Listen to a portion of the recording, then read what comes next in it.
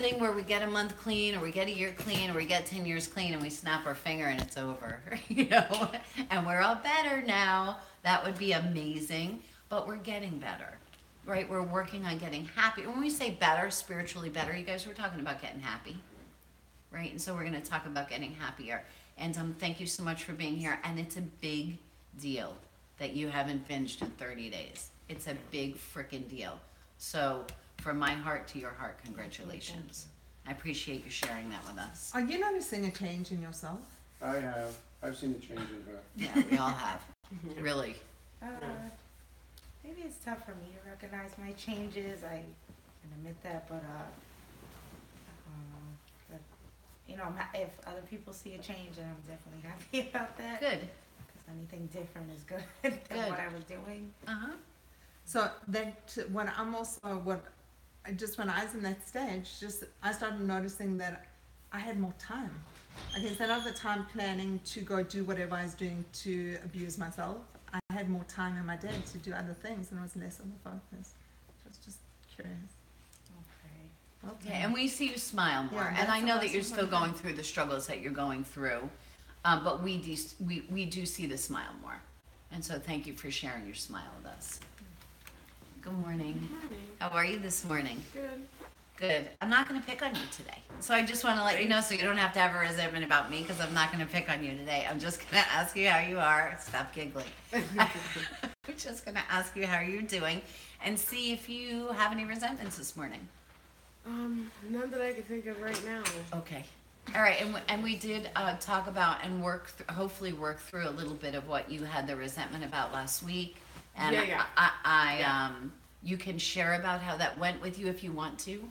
I mean, I really gave you a hard time last week, so I'm going to give you a break. And I don't do that normally, but I am going to do it this morning just because I picked on you so much last week. I know. Good. Yeah. Good. But it was a very uncomfortable thing for me. What was? Talking about resentments and a specific resentment that I had. I resented how much fun they had doing it, though. okay, and we're going to do this seriously just for this moment because it was a really big deal. And so I'm going to pay respect to you by doing this seriously. So, Gotcha. yeah. And but confronting it was of course nerve-wracking, and then having the conversation about it. And do you know why that was? Do you know what your fear was? Because it's scary, right? Yeah. So do you, again, if you want to share, do you know what that fear was?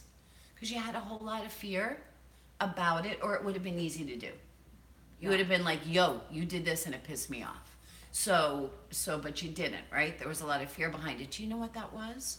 I think part of the fear was, losing someone, not getting enough attention or time, and Okay.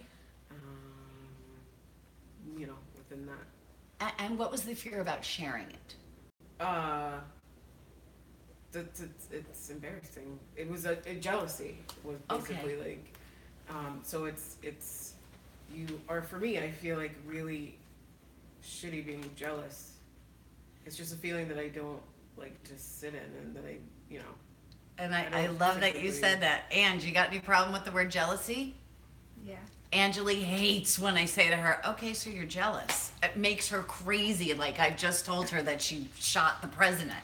And we talked about this last time. Like we have such an easy time saying, oh yeah, well, I had 400 milligrams of oxycodone, and then, I stole my best friend's wallet, and I went down the block and I was going to break into the 7-Eleven because I needed money for drugs, and everyone's like, oh yeah, yeah, I get that. But when we say the word jealous, everybody's like, ooh, like what is that? Anyway, so we're just talking about an emotion. Jealousy is one of the negative emotions, which is fear-based, which again just means I'm going to lose something that I have, which was what your thing was, right? Mm-hmm. I'm going to lose something that I have. I'm going to lose that part of that person that's so dear to me, and I'm afraid that if something happens, that maybe I won't have that same relationship with this person that's so important to me. Right. And so let me ask you a question. If I said to you, right, wrong, or indifferent, this is going on with you, Allie, and it makes me scared because I feel like maybe you're not going to love me so much. you know, when this happens. It makes me scared because it makes me feel like you're not going to be my bestie anymore. How would you take that? Would you be mad at me for saying that to you? No. Of course not. Right. And so if we could have looked at it that way and said, I love and trust this person that I'm going to speak to, because this was your situation. I love and trust this person that I'm going to speak to. And that in the end, the universe is going to turn the way that it does, right? But you said what was in your heart. You guys, when we talk with other people, oftentimes when we talk about what we're angry about, we do it like this. Lucy, I can't believe that you showed up late for the meeting because, you know, I asked you to be here 10 minutes early and now you're late. Well, I just told her what she did. She knows what she did. You know, she showed up when she showed up. If I say to you, right, and you're going to get defensive, well, Lucy, and you're going to say, well, Felice, right? And if I say to you, hey, Luce, in the future, if you could get here a little bit early, it would be like so cool for me because it would make me feel like you really cared and respected me and I really appreciate and I love your help. So if you could do that for me, that would be awesome. Would you be pissed off after I said that? No, I feel bad that I was late. Okay, and that's not for you to feel bad. That's your own shtick. But anyway, but it comes across a little bit differently, right? Yes. Yeah. And so you guys, when there's something going on, no matter how angry you are or resentful or hurt or whatever, say what you have to say about how you feel in your heart, not about the event, because everybody knows what the event is. Thank you again for sharing that. I just want to mention something. We do connect with people in so many different ways. So we connect in the room and we connect via Zoom and we live stream our meetings as well. So if anyone wants to hop into the conversation, there's still time to jump Yeah. onto Zoom so we can actually hear your questions. Everything's posted on the live stream, the information on how to reach us. We'd love to hear your voice. The best way to start healing and getting well is to start talking. And it's also important that we're heard. Exactly. Right? It makes us feel more worthwhile. You know, when we're deep in it, when we're in our addiction, most of us tend to isolate at the end. Well, I get stuck in my head. I have all these conversations nonstop in this little space and no one knows what's going on. Yeah, and you're not sharing it, right? Right. And so they just get bigger and bigger and bigger and bigger, those voices in your head. So, and that's sucky. So, good morning. Morning. How are you? Good. How are you feeling? Very good. Good. Any resentments you want to talk about this morning about anything? Yes, it- I watched the meeting last Wednesday Mm-hmm. from home, and it made me angry. Okay. Why did it make you angry? Just because the way that I seemed to be portrayed through someone's eyes.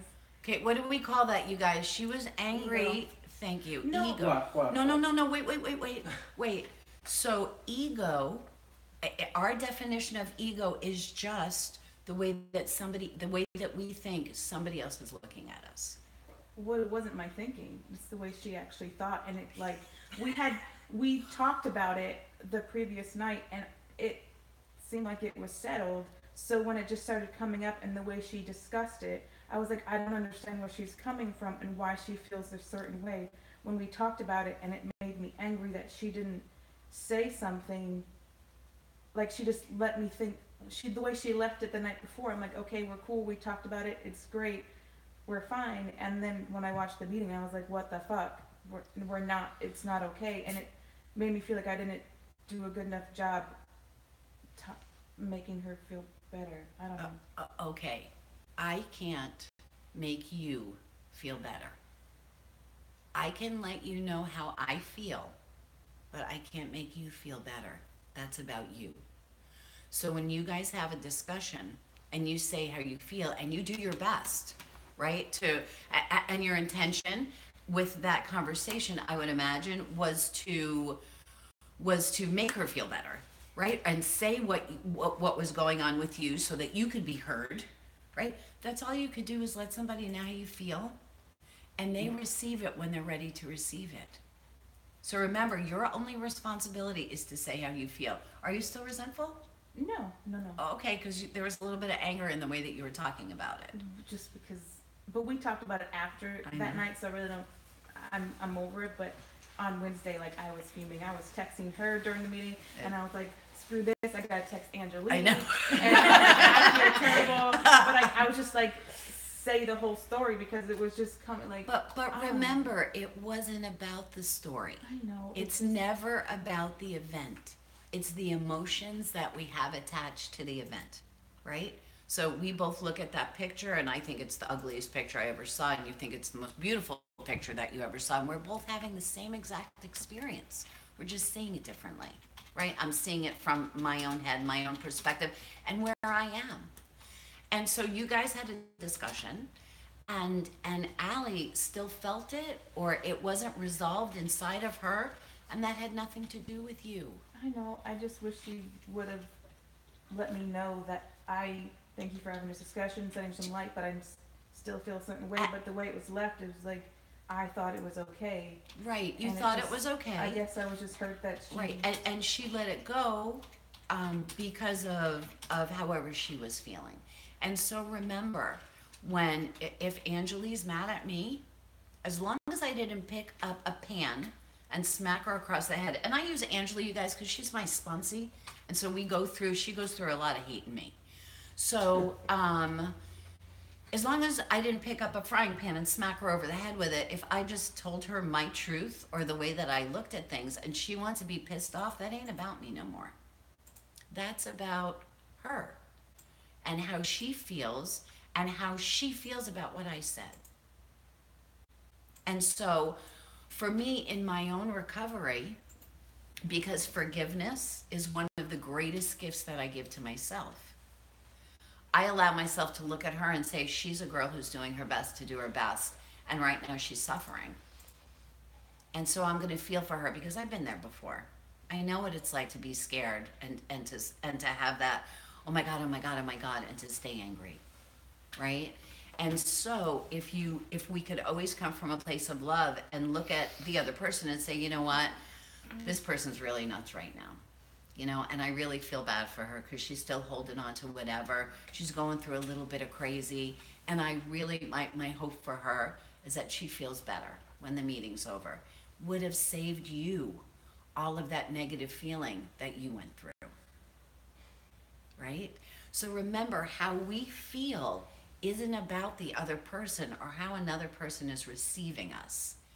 It's about us being happy, joyous, and free. So if I don't stay angry with you, I have a better day. If I leave today and I'm angry with you because of our conversation, whose day does it screw up? Don't screw up yours. It screws up mine. Does everybody get that about forgiveness and letting go of anger? Does everybody get that?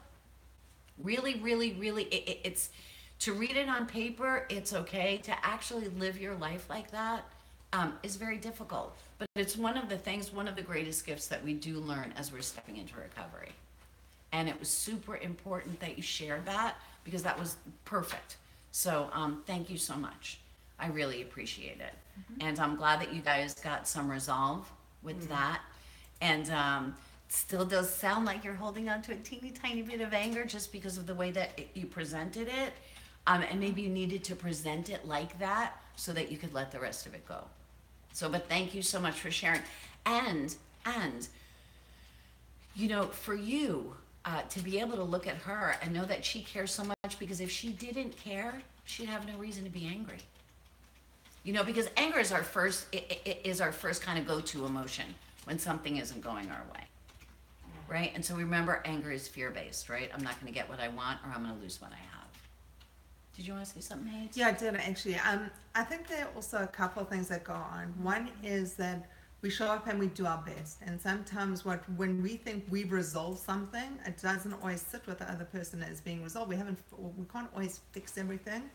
We do our best. We show up and we say what we need to say, and whatever they do with it afterwards, we've got no control of it. But at the end of the day, we did it with the best intentions and from our heart. And, you know, that's where we know we did the right thing. Well, not necessarily the right thing, but the best thing at that time. And whatever it is, some people take longer to work through things. Yeah, and I completely agree. I think she does take longer, and certain things that bother her to get through things, and I know that about her. I think just normally she would say, I feel better that we talked about it, but it's still there. But in my head, the way we left it, the previous night was like, I feel way better and I'm no longer angry or what have you. So I think I was just more so shocked and upset that like she didn't say, but I'm still upset or feel a certain way about it. And I think that's what upset me the most is when like, I thought it was good, but you're not, but you didn't say you're not. Cause then I don't know. I think that's what upset me the most. Okay. What did you say? So what I wanted to just say is, I try to take my learning out of everything. And the learning that I'm learning today is that I'm learning the most about me. What anyone else is doing is really sitting with them, and the learning with me is if it starts sitting and disturbing me and making me uncomfortable and bringing up emotions that are hurting me, that I'm an addict. It doesn't take much for me to go out and start binging or emotional eating, or if I lose sight of where I am in my recovery and what I'm feeling, that's a very dangerous place for me, because I can pick up in an instance if I let myself get discontent or irritable or any of those kind of emotions that start triggering me. So my learning in my situations is if these things are triggering me, I need to look at me in that, and whatever my friends or whoever are going to do, they're going to do it irrespective. But if it's going to hurt me or make me react in certain ways, is the learning I try to take out of it. But aren't those the normal emotions in the course of? They're most people's normal emotions, and we're going to work through those as best as we can so we can be as happy as we can. Because those normal emotions keep us pissed off and discontent. Also, can I just say something, Yeah. Ange? Thanks. Well, I have the thought in my head because I'm old and I lose my thoughts. Also, so what you're saying is what I wanted from my friend was honesty. Right. That's what I was gonna say. Yeah. So it would be a great thing for you to be able to communicate that. When you're not honest with me, makes me feel like you don't care about how I feel, right? She could have, at least been honest. And so just let her know that no matter what's going on, it's okay. Just tell me the truth, right? Because truth, you guys, honesty and truth is the most important thing that we've got in a relationship where we love somebody else, right? Because that trust is built on our honesty, and loving is trusting somebody else, correct? Yeah. Okay. Oh, you were just, did you have anything else to add? No, so yeah, we were getting away from the point. What it came down to is Ashley's thing was that there was I don't want to say a lie, but it was, That's how she took there it, was a yes. misconception. Yeah. The honesty is what it comes down to. Yeah, thank you. Yeah. Yeah. So you guys are awesome. So thank you Thanks so for much. sharing. Yeah, Thank thank you. Good morning, Johnny. How are you this morning? All right, okay. Anything you'd like to check in about? You know, it's been a fucking year here, man. Sorry about that. Huh? Sorry about that. Why? Oh, I thought you said that in your connotate your No, I mean, tone sounded- it's been almost a year, right? Oh, okay. Yes, it's been almost a year. Anything you want to share? I don't know if it's relevant. I was reading a guy I used to read a long time ago, this guy who won a Nobel Prize in 1977 called Ilya Prigogine. Uh-huh. And what he won a Nobel Prize for was that he isolated and that a fact of life, a fact of nature is chaos is a phase before you reach, or anything reaches its highest level of organization. Okay. So the chaos of using, if you could just frame it with the chaos of being an addict, or what, it's Yeah. very complex. Yeah. That it, if you could just view it, I think maybe, as the step before you get it right. That when you're at your craziest, that maybe you're about to get it right, and if you could hang in there and work towards getting it right, that the example he uses is, if when you see a big mighty oak tree, it got there subsequent to the random spewing of acorns. Yeah, absolutely. But yet here you have this amazing thing that stands there for hundreds of years, but it didn't get there until things got really chaotic. I would love to jump in here because I just can't not. So I agree with you. Out of the greatest depths of my despair as an addict, I've stepped into the rooms of recovery. I was open to learn about the process of recovery. But, and there's a huge caveat, we are the fortunate ones because many addicts don't make it into the rooms. They die. The person sitting next to you is not necessarily the person you'll see next week or tomorrow. So we've been given a valuable gift, no matter what that is. Something compelled us to walk into those rooms. That was the and point I couldn't figure out how to get to. And that Right. is the gift that we've been given. But many people don't have real recovery, and many people do. And the people who don't stay the course, and the people who don't learn, that go through the steps and do the work, for many of them don't make it at the end. This is a deadly disease. This isn't a game. Those cute little slips and those cute little things that we do are not so cute at the end of the day because we are addicts and we hurt ourselves. So, So if- that's, I'm just gonna chime in for a second. So that's exactly what I was gonna say. So, and thank you. I'm reading your mind. Yeah, thank you. It's about time. We've been doing this for a while. So in the rooms, they call that the gift of desperation. And so we get to that point where we're desperate. Some of us get to the point where we are suicidal. And hopefully, for a few fortunate ones of us, and that's the whole thing, is that for very few of us, we wind up in a treatment center or in the rooms or in a group like this. We wind up and here and we share and we learn how to get well. But very few of us do. And that's what the problem is. So being able to just get to that point where we become that oak tree, a lot of us are just dying in the ground. And that's what compelled us to do what we're doing. The reason Felice and I do what we do is because we realized how endemic, this is just everywhere. People view obesity and food addiction as almost like the jokey kind of addiction, and So it what- really isn't, what- as a joke. Joke. It's a funny Yeah. kind of thing. You can fix it with a pill, you can fix it with a diet. Willpower. It's not really addiction. Willpower is what you willpower. need if you just had willpower. People denigrate it and don't take the seriousness of this addiction, of how it actually really kills, and the long-term pain that people live through as addicts is horrific. The addiction is horrific. Dealing with the addiction and living inside ourselves and beating ourselves up, and the shame and the pain and the humiliation and the demoralization and all those things that we feel is horrific.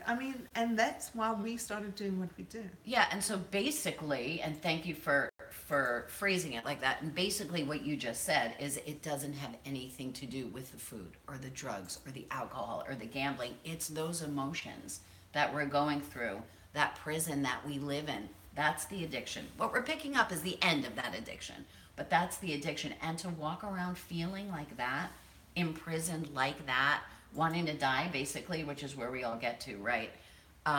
That's the part that we're going to learn to readjust in our, hopefully, right, in our recovery. Right, and it's that part of where either we want to die or kill somebody else. It's like that double-edged sword. I just also wanted to say hi to everyone who's jumped on Zoom. Great to see you guys. We're going to come to you in a couple of minutes, but hi, welcome to the room. And Yes. good morning. Good morning. How are you? Good. Thanks for sharing. Good. Thank you, Johnny. That was really a great example, so thank you. How are you this morning? Good.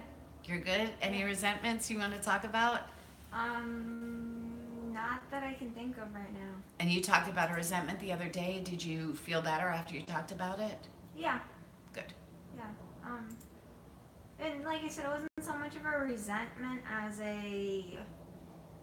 Okay, yeah, it was a resentment. Yeah. Um, And so remember that anger or resentment, it all comes from the same place, right? Yeah. It's all fear-based. So sometimes it's hard to differentiate what's the difference between anger and fear or whatever. They're all fear-based. So me saying right off the bat, well, it's not a resentment, is me taking back the power. Like, Yeah. I didn't let that bother me that Yeah. much because it's so, and this is not personal, I'm just speaking. This is so stupid. Why am I going to let this person and this thing let me get to that point? And the thing is so it's easier to tell yeah, I know what I just said. Yeah. It's okay. So do I. It's okay. And so it's easier to tell myself that I'm not really mad about it or resentful. It's just a thing, and I need a clarification. And I know what I said just now. and So maybe tell that me was what not it is that you said that I'm making the face about? that this person or that thing. Yeah, that's not cool to say. Right. It came out of my mouth, and I'm not gonna say I'm gonna take it back because no. Of Stop course. laughing. In a sense, I mean it, and it's not personal. That's the way my mind works. So I don't have any whatever about saying it. It's my truth. Right, Yeah. and so your truth just said that somebody else controls the way that you feel. Right. Right, And that's the point of something that. else, yeah. And so that's the point that we want to get through too. Again, is that when you're resentful toward me, that it's about you. Right. It's not about me. Exactly. And so when you're having a resentment towards somebody else, you guys, it's never about the other person. It's the way that we're viewing a situation. Right? Can somebody bring up on their phone, acceptance is the answer to all of my problems So- today? so So in- that I could read that? Can somebody do that for me? And I don't want to give that person, not that specific person, a person, that power. Well, okay. And so what you mean is, I would like to be able to look at that differently. Yeah. Yeah. So put it on in the I thing. Not, I don't want to give that person, I would like to be able to look at it differently myself. Because it isn't about that person, it's about your feelings. Well, no, I said that. Okay. I prefaced Thank you. it with that. Yeah. Okay, fair enough. Yes, What do you always say about resentment? Resentment is like taking, right. Taking Resentment a pill and expecting the other is like person to drinking die. poison. And it's somebody's quote, right quote. Resentment is like drinking poison and expecting the other person to die. Right? That's like we're saying. So if I'm walking around resenting Lucy all day, she has no idea. Right? And so I'm the one that drank the poison. She ain't gonna die, right? It's gonna fester and kill me. Thank you. I'm gonna have somebody read that. Good morning. Thank you so much, Ange, for letting me giggle at you. So whenever I see people like growing up or their gears spinning in their head, it always makes me giggle because I know that, listen, all of you guys show up here and you do your best to do your best, and that's my buzz. That really is. To see everybody working and doing their best is amazing. Fills me like with these feelings of love and I don't know. So anyway, so thank you. Good morning, Miss Luce. Good morning. How are you this morning? Actually, I had a very weird thing happen this week. Okay. Talking about resentment. It was, my daughter was here, and before she came to me, she went to her father to have lunch. Remember, you're gonna have 15 seconds, so go. Go! Well, I asked her how he was.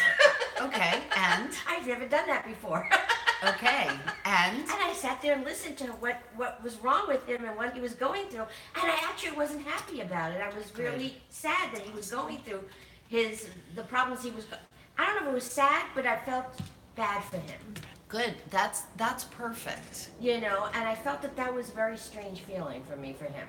Okay, so you're growing up, right? Yeah, I guess. Yeah, and whereas in the past, you either wouldn't have asked, I would not have asked. or you would have been happy that he wasn't happy. Yes. Yeah, and that doesn't serve you, does it? No, but it was such a weird feeling. Nor does it serve the relationship that you have with your kids. No. Because it makes it something that, well, I'm not going to talk to mom about this because she's just going to be all happy that dad's sad.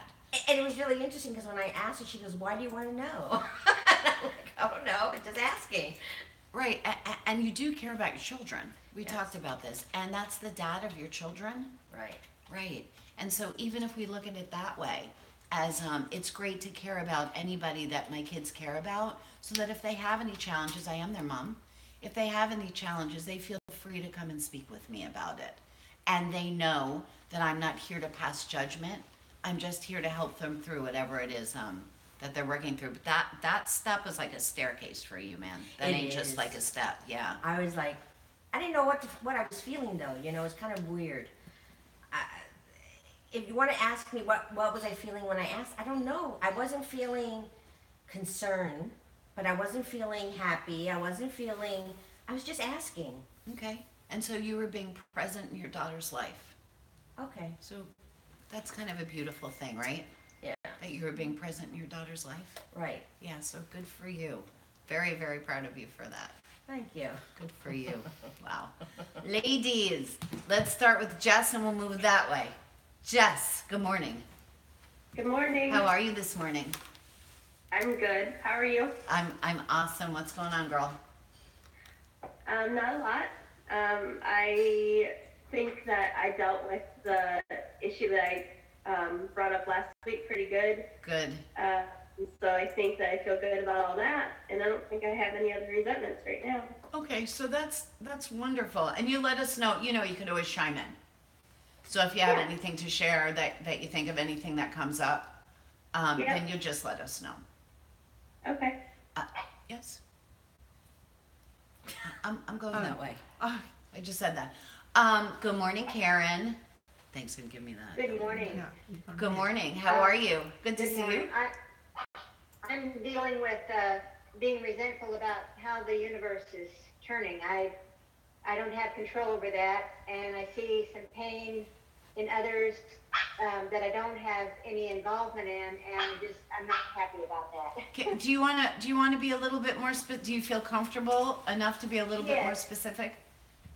Yeah, my younger son is he's very hard on his girls, and he's really caused some they have experienced some pain and some anger and some feelings because of his moods and his attacks, not physically but emotional attacks, and it hurts me, and I feel like I kind of take on their pain sometimes, or that's been my habit to feel that pain, and I know that I don't have any control over that, and so but it hurts. Yeah, of course it does, because people that you care about are hurting. Yes. Yeah. Okay. And that's part of our, our emotions and our love, and it's hardest to have acceptance in that situation. Yeah. And it's easy to resent your kid, or resent the situation, or resent yourself. And so we're going to talk about that a little bit more. So what happens with our kids is we see our kids' imperfections, especially when whatever it is that they're doing is affecting others. And normally what we'll do is we'll resent ourselves. We'll say, if I would have done this, and if I would have done this, and if I would have said this, and if I would have been different, perhaps my son would have been different. So you're having some feelings like that? Yes, I am. And it also dumps me back into kind of those same feelings from when I was little. And I really I hate to see them kind of repeat that cycle. And it just, but it's all of those things. It's what you said. I feel badly, that I feel like if I had done better somehow, then he wouldn't feel the way he feels. I have empathy for him, because I think he's in pain emotionally. And he's also using that to hurt others, and it hurts. Fair enough. And so remember, we can't go back and change what happened when he was growing up. We can, however, change the words that we use, change the way that we share right now. Right? We can, however, open up a conversation now. Right? I'm not sure, at some point as you're going through your steps, I'm not sure if you may, because you were in the workshop, if you've made an amends with him yet. But that's something that we'll talk a little bit more about you doing. Because at some point you're going to need to speak with him, let him know that you love him and you care about him, let him know that the way that he grew up maybe wasn't the best way, and that, this is what the results were, and is there anything that you can help him through right now so that he can be happier? Because that's all you're capable of doing is, which you've got a pretty good handle on perspective. Right? And so that this has not only to do with what's happening, but a whole lot to do with how you're feeling. Absolutely. Yeah. Yes. The good news is that I have a sponsor, and I really feel positive that my sponsor is going to help me work through much of this, and so I'm excited to work on those next steps. So Okay, I'm awesome. really pleased about that. Awesome. You're awesome. So you mentioned workshop. Our next workshop's January the 20th. Oh, January the 20th is our next workshop. Awesome. Awesome. Okay, thank you. Sure. Thank you. And who do we have next We got tonight? Kim. Kim. Kim's Is not Kim participating. sleeping? Okay. And We're gonna Linda? just, Just I got. Just switch. Just switch there. Linda, good morning. you need to unmute yourself. Unmute yourself. Wait, we'll help Good you. morning. There we go. Good morning. Good to see you. We can hear you. Yeah, you can see me this time. How are you? So, I'm still struggling with, not only am I a binge eater, but I'm codependent. Therefore, I'm looking to get acceptance from everyone, and I hate the idea of being less than. And I'm being manipulated by guilt through my family. And I have a Excuse lot me. of resentment Excuse me. over that. Excuse And me. Guilt is like I need you to stop talking for a second, because I want you to say, I'm allowing myself to be manipulated. okay, I'm allowing myself to Thank be you. manipulated by guilt. Okay. Guilt is a big trigger for me, and so it makes Resume. my journey. I'm struggling right now. Okay. All right. And so a whole lot was said right there. So remember, codependency, addiction, all the same stuff, right? Allowing somebody else to, when we say I'm gonna allow Ahmed to make me feel guilty, that's me putting something on him that don't got nothing to do with him. So guilt is I choose to feel guilty. That's a choice. And the recovery part is about you getting better. Because once you're better and you look at things differently and the codependency goes away, then you'll realize that your responsibility is just to show up and do your best to do your best. And the world turns the way that it does. Right now, we're having this conversation. If you leave this conversation and you have a resentment toward me, or if you think I'm the greatest thing since sliced bread, or if you hated the meeting, that's about you. The only thing that Haiti and I and everybody else in the room did was show up to do their best this morning. So those feelings that we put off on others, and especially when we say codependency means that if I'm happy with you, you're happy, right? If I'm in a bad mood, you're in a bad mood, right? Because you don't allow your own emotions to be your own emotions because you're not working on your own emotions, right? So if I'm just going to be a reflection of the way that Lucy sees me, I'll never have any sense of self. And so in recovery, first of all, we have to, are you still using? Are you still binging? Yes. Okay, so thank you for being honest. Thank you, just let it go as a yes. Thank you for your honesty. I appreciate that. Everybody appreciates that honesty. And so one of the things you're gonna have to do is stop using, because you gotta clean out that dopamine receptor. That's part of physiologically what we need to do so that spiritually we can start working on ourselves. Spiritually, when I say that, you guys, I'm talking about being happy, joyous, and free, and understanding that the universe turns the way that it does. And I have absolutely no control of anything except for my own perspective and my own actions.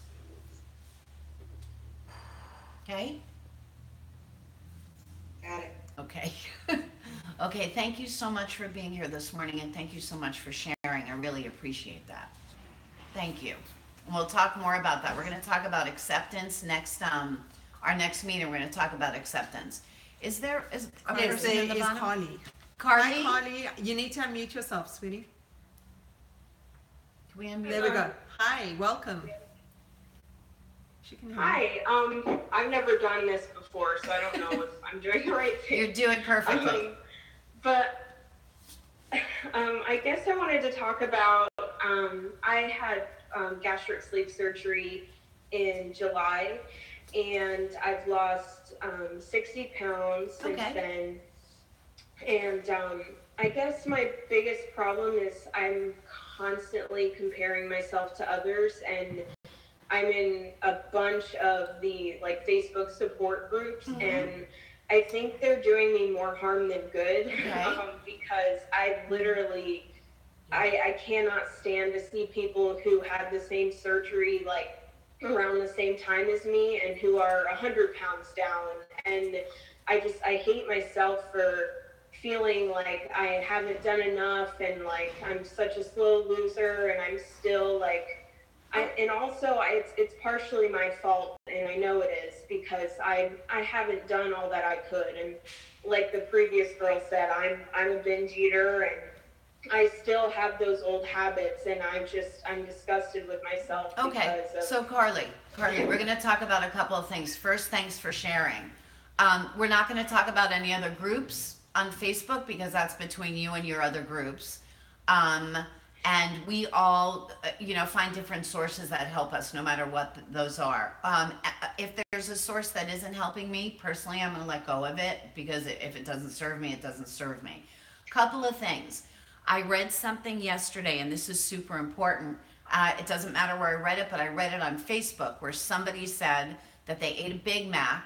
They were post-surgery, and they ate a Big Mac, and it took them all day, but they ate a Big Mac and they didn't want to make excuses for it or something like that. And there were about 700 comments.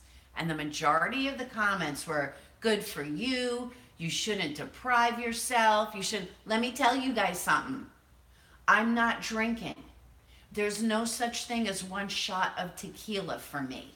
My world doesn't look like that. If it did, I wouldn't be sitting here sharing with you guys about my addiction. So an addict is an addict is an addict. We don't gain. We're not 200 pounds overweight because we don't have willpower and because we don't know how to diet. We're 200 pounds overweight because we're addicts. We starve ourselves because we're addicts. We eat pills because we're addicts. And it's not about what you're doing. It's about why are you doing it. So you had some kind of bariatric surgery. You did that because you thought it was going to make you happy. Losing the weight doesn't make you happy. It just makes you a thinner, unhappy person. When we hold on to our past behaviors and we're learning how to binge, and even if we're learning how to, God forbid, binge and purge post-surgery because you're just going to die, but we're learning how to binge, in a year we'll be having a conversation about how you've already gained back more weight than you've lost. But it isn't about the loss. Haiti, you and I had this conversation where you had lost how much weight that day. Haiti was crying, and we were talking, and I'm like, wow. And for me, okay, so I'm the abrasive one. So wow, you look great on the outside. How you feeling spiritually today? And her answer was, I'm feeling horrible, feeling awesome, awful. I'm feeling afraid. Those feelings don't go away because you lose weight.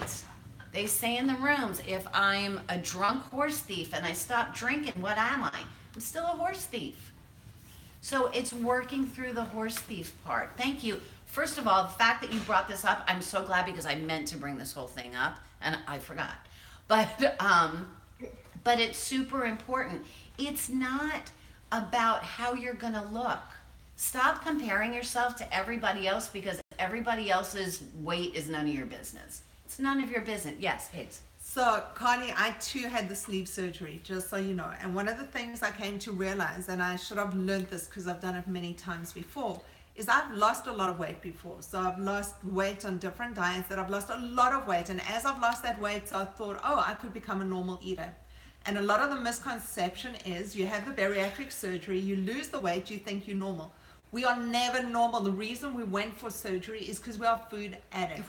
And addiction is addiction is addiction. So I've got to be very careful, because I can swap that food addiction for playing games on my phone, for all my Facebook groups, for gambling, for the big one is drinking. For us, 30% of people who have bariatric surgery have an alcohol problem after. Subsequent to the surgery? We are addicts. So unless we deal with what's eating us, which is essentially at the root of our issue, and step into recovery and start working a program that works for us, we're going to keep going back to old behaviors, because it's not about the weight. People relapse after bariatric surgery. Some people do it one day after surgery. Some people takes 3 years or more. But at some stage it catches up with us, because if we don't deal with what's eating us, it's always going to come back to haunt us. And it's going to, at some stage, we're going to have to deal with this. So we're either going to land up in hospitals, we're either going to land up with terrible health conditions. The road becomes a really bumpy road when we start looking at it And the protocols we know what the things are that got us into that position in the first place. We know what our trigger foods are. Those are the starches and all those other things she's binging. That we binge on. I mean, those are the things that stimulate our binges and our triggers and get us off to the races, that 3 days later we can't believe how and what we ate, how much of it and what we did. So at the root of it is really starting to deal with addiction. I mean, starting to name it as a disease will never ever be normal. Right. And so what you get to do now is now you're comparing yourself to other people, so you're feeling like crap because you have no sense of self. And you're doing stuff and your behaviors are making you feel bad, so you feel demoralized. So now you get to feel ashamed, guilty. You get to feel that demoralization. Linda, I see that you're shaking your head. You get to feel that demoralization, that self-hatred. You get to that place that every addict gets to. We've all gotten there. You are not an overeater. You are not somebody who doesn't have willpower. You're an addict. You have a problem. You got a problem with the dopamine receptor in your brain, with your pleasure center. You've got some physiological problems, but mostly you're spiritually broken, man. If we weren't spiritually broken, we wouldn't be here. We wouldn't be addicts. We wouldn't be stuffing our feelings with something. We got stinking thinking. Yes, we do. Thank you. So yeah, we do. Carly, so important that you said that. And actually, if somebody can be my reminder, if we could talk about acceptance and about how it's not about the food on our next meeting. Because first part of the acceptance is accepting the fact. First spiritual principle behind any step program, spiritual principle behind that first step is honesty. Honesty, me not being so much honest with you, but me being honest with me. Being able to wake up in the morning and say, I'm an addict. Okay, that happened. Okay, now I could let myself off the hook because I'm an addict. Congratulations. Now, how do I help myself to get better? How do I help myself recover? Not how do I stop eating Big Macs? How do I help myself recover so that in the future, once I've stopped eating Big Macs, so that in the future, I'm not presenting the same way and using those same behaviors, because you're stuffing yourself for something. Also, when we talk about depriving ourselves, 4 minutes, okay. Yeah. We're depriving ourselves of being sick and suffering. When you don't eat a Big Mac, the only thing you're depriving yourself of is waking up feeling demoralized. You don't get to feel like that. The food doesn't have anything to do with it. Anyway, I'm ranting and we have only a couple of minutes left. Carly, please make sure that you're online with us on Wednesday, because I want to talk about this more. And thank you so much for sharing. That was so important. Thank you very much. Thank you guys, I appreciate it. So what recovery gives us is gives us the tools that we lose that obsession of whatever our addiction is and our focus is. So we discussed this more on Wednesday. We have 2 meetings a week. We have a meeting at 9 p.m. Eastern Standard Time, Wednesday, 9 a.m. Eastern Standard Time on Sundays. Also, we have a private group, because when things start eating at us, or we are about to start eating, this is where we discuss things and put it out there and just say, I'm feeling this. We're a group that understands. We're on Facebook. It's called What's Eating You? Mm-hmm. It's a private group. It's only for members, no cost to join, but it does give us a space to share. And we are running out of time. And Carly, we start our next workshop. The workshops are private. They're small. We start our next workshop on the 20th. So if you need information about that, reach out to one of us, either on Facebook, on Why Wait for Recovery, you could IM us or whatever. So our website, there are many ways to reach us. Yeah, and Haiti will be able to give you all the information that you need. Thank you for being here. Thank you so much, guys. I appreciate it. And Carly, I'm going to read the promises from the Big Book of AA, and I'm going to read them slowly. So please listen, because this is what recovery promises us. Am I ready? Yes. Okay, the promises. If we are painstaking about this phase of our development, we will be amazed before we are halfway through. We are going to know a new freedom and a new happiness. We will not regret the past, nor wish to shut the door on it. We will comprehend the word serenity, and we will know peace. No matter how far down the scale we have gone, we will see how our experience can benefit others. That feeling of uselessness and self-pity will disappear. We will lose interest in selfish things and gain interest in our fellows. Self-seeking will slip away. Our whole attitude and outlook upon life will change. Fear of people and of economic insecurity will leave us. We will intuitively know how to handle situations that used to baffle us. We will suddenly realize that the universe does for us what we couldn't do for ourselves. Are these extravagant promises? We don't think so. They're being fulfilled among us, sometimes quickly and sometimes slowly, but they will always materialize if we work for them. I am so blessed and I'm so grateful to be in recovery. My name is Felice. Thank you guys so much for being here on our Sunday morning Why Wait for recovery meeting. My name's Haiti. Happy New Year, everybody. And do not pick up. Don't pick up. It's a tough time, I know. Rather just post on Facebook. If you feel the compulsion, just post on Facebook. Say, I want to, but I just needed you to know. Thanks for saying that. And just all the best for 2018. We will see you next year, All right, we'll Wednesday see you next year. at 9 p.m. Have a beautiful week. Peace out, Peace you out, guys. everybody.